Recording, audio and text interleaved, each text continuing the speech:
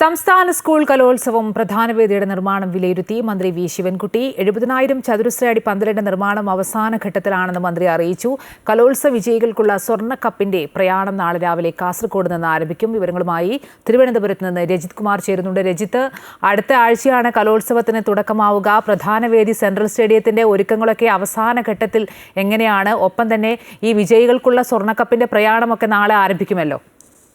തീർച്ചയായും ഞാനിപ്പോൾ നിൽക്കുന്നതാണ് സെൻട്രൽ സ്റ്റേഡിയത്തിലെ വേദിക്കരികിലാണ് ഞാനുള്ളത്. ഈ വേദിയിൽ ഇവിടെയാണ് പ്രധാന വേദിയായിട്ടുള്ളത്. പ്രധാന പന്തലിന്റെ നിർമ്മാണ പ്രവർത്തനങ്ങളും ഇപ്പോൾ നടന്നുകൊണ്ടിരിക്കുകയാണ്. പ്രധാന വേദിയുടെ ഭാരതപ്പുഴ എന്ന് പേര് നൽകിയിരിക്കുന്ന ഈ വേദിയിലാണ് പ്രധാന വേദിയായി സജ്ജീകരിക്കുന്നത്. ഇവിടെ ഏകദേശം 70,000 ചതുരശ്ര അടിയിലുള്ള പന്തലാണ് നിർമ്മിക്കുന്നത്. 10,000-ഓളം പേർക്ക് ഒരേ സമയം ഇരുന്ന് കാണുന്നതിനുള്ള സൗകര്യങ്ങൾ ഇവിടെ ഒരുക്കിയിട്ടുണ്ട് എന്നാണ് മന്ത്രി പറഞ്ഞിരിക്കുന്നത്. ഒപ്പം തന്നെ 5,000-ഓളം പേർക്ക് നിന്നും ഇവിടെ വേദിയിലെ പരിപാടികൾ കാണുന്നതിനുള്ള സൗകര്യങ്ങളുണ്ട്.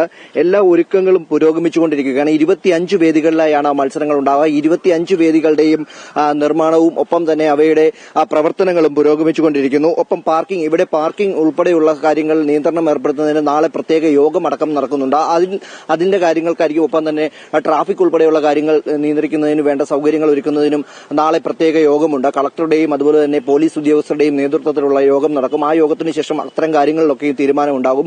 ഇവിടേക്ക് 3-ാം തീയതി എത്തുന്ന കുട്ടികളെ, കലോത്സവത്തിനായി എത്തുന്ന കുട്ടികളെ സ്വീകരിക്കുന്നതിനും വിവിധ കേന്ദ്രങ്ങളിൽ കൌണ്ടറുകൾ ആരംഭിക്കുമെന്ന കാര്യവും മന്ത്രി അറിയിച്ചിട്ടുണ്ട്. ഒപ്പം ഏറ്റവും പ്രധാനപ്പെട്ട കാര്യം, നാളെയാണ് സ്വർണ്ണക്കപ്പിന്റെ പ്രയാണം കാസർഗോഡ് നിന്നും ആരംഭിക്കുന്നത്. പ്രധാനമായും ദുഃഖാചരണം നിലനിൽക്കുന്നതിന് വളരെ ലളിതമായ ചടങ്ങിലൂടെയായിരിക്കും പ്രയാണം ആരംഭിക്കുക. തുടർന്ന് 3-ാം തീയതി കപ്പ് തിരുവനന്തപുരം നഗരത്തിലേക്ക് പ്രവേശിക്കുന്നുണ്ട്. അവിടെ വളരെ ആഘോഷപൂർവ്വം അതിനെ സ്വീകരിക്കാൻ തന്നെയാണ് തീരുമാനിച്ചിരിക്കുന്നത്. അത്തരം ആഘോഷപൂർവ്വമായ ഒരു സ്വീകരണമായിരിക്കും ഉണ്ടാവുക. നാളെ ദുഃഖാചരണം പ്രമാണിച്ച് അത് വളരെ ലളിതമായ ചടങ്ങോടുകൂടിയായിരിക്കും അതിന്റെ പ്രയാണം ആരംഭിക്കുക എന്നും മന്ത്രി അറിയിച്ചിട്ടുണ്ട്. എന്തുതന്നെയായാലും എല്ലാ ഒരുക്കങ്ങളും അവസാന ഘട്ടത്തിലാണ്. 1-ാം തീയതിയോടുകൂടി പന്തൽ കൈമാറുമെന്നാണ് അറിയിച്ചിട്ടുള്ളത്. അത്തരത്തിൽ എല്ലാ ഒരുക്കങ്ങളും അവസാന ഘട്ടത്തിലേക്ക് എത്തി പൂർത്തീകരിച്ചിരിക്കുന്നു. കൌണ്ടറുകളടക്കം വിവിധ ചാനലുകൾക്കടക്കമുള്ള കൌണ്ടറുകളുടെ നിർമ്മാണ പ്രവർത്തനങ്ങളും പുരോഗമിച്ചുകൊണ്ടിരിക്കുകയാണ്. അവയും ചാനൽ മേധാവികളുടെ നേതൃത്വത്തിൽ തന്നെ അല്ലെങ്കിൽ അവരുടെ സാന്നിധ്യത്തിൽ തന്നെ അനുവദിച്ചു നൽകുന്നതിനുള്ള നടപടികൾ